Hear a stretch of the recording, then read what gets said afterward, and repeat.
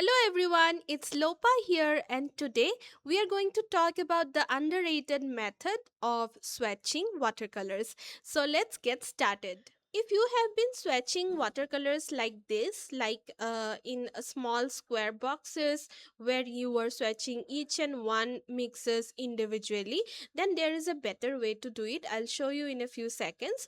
What happens in these small square mixes is that it limits your expansion or variety.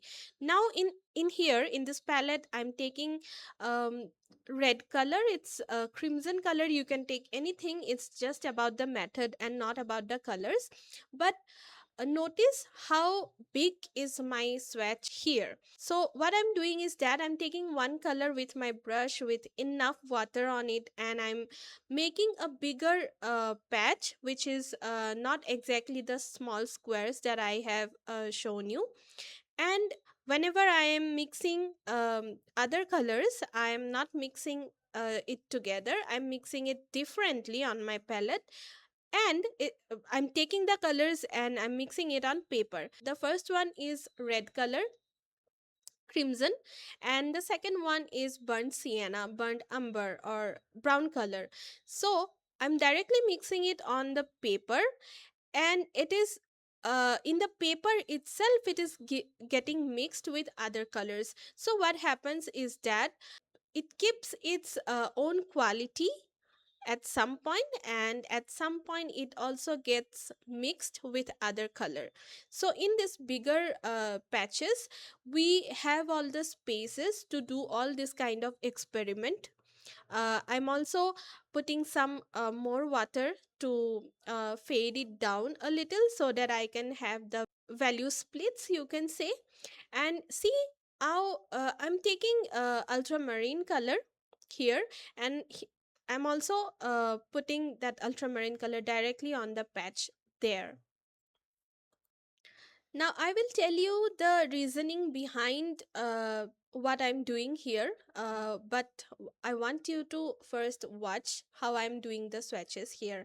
Right now, I'm taking Prussian blue. You can take any color. Obviously, this video is not about colors. This is all about how we need to swatch and get much more variety.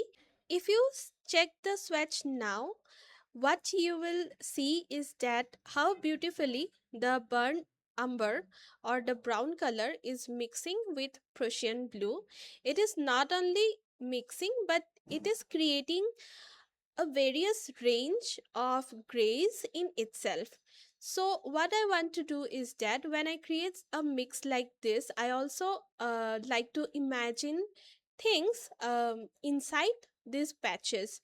For example, here the Prussian blue and the brown is creating warm greenish kind of gray that can be easily used in an urban sketch or a landscape. So when you make bigger patches of the swatch, your mind can actually run with different kind of imagination that is not always happens in a smaller swatch.